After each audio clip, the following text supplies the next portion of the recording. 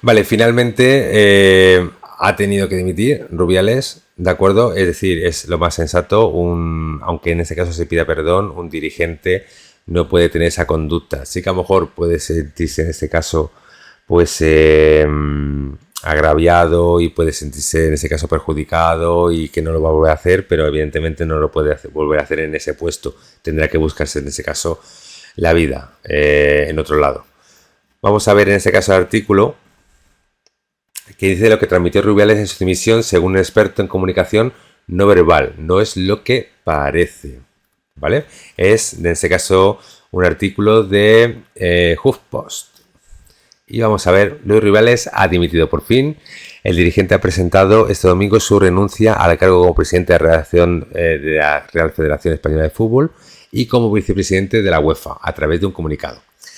Tras la veloz suspensión realizada por la FIFA, más el resto de procedimientos abiertos contra mi persona, es evidente que no podré volver a mi cargo, evidentemente.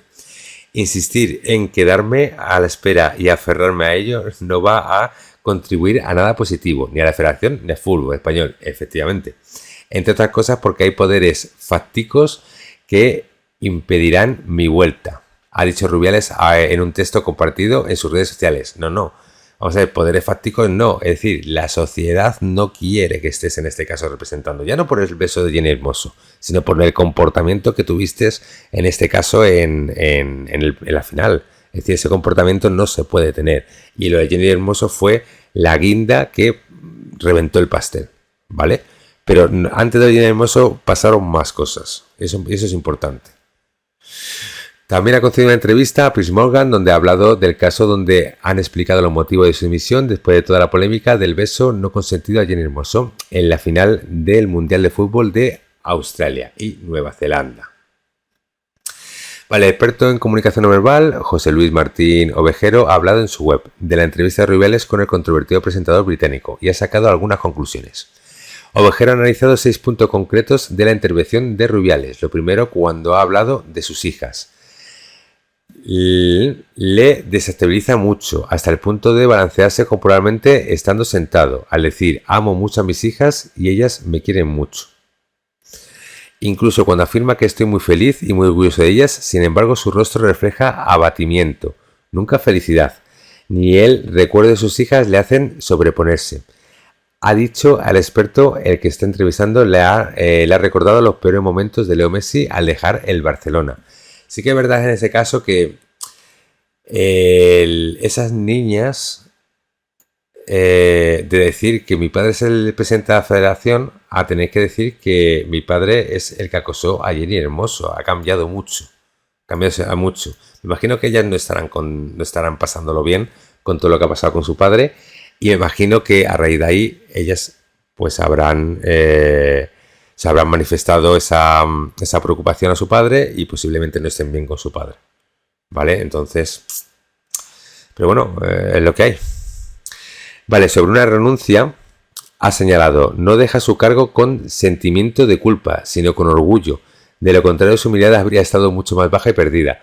Su rostro muestra ira y reprime emociones apretando los labios. Ha añadido al comentar la parte en la que Rubiales habla de dejar el cargo. Claro, es que él siente, es que ese es el problema, que él siente que no ha hecho nada malo. Él todavía no es consciente de lo que ha hecho. Él piensa que eso está bien, ¿vale? ¿Se ha consentido el beso o no se ha consentido? Es decir, esa imagen que se dio no está bien.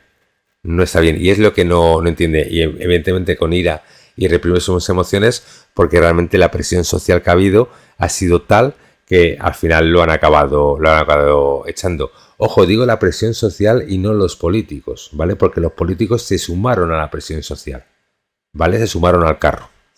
Otro punto reseñable en el que ha reparado el experto tiene que ver con lo vivido en estas 3 semanas.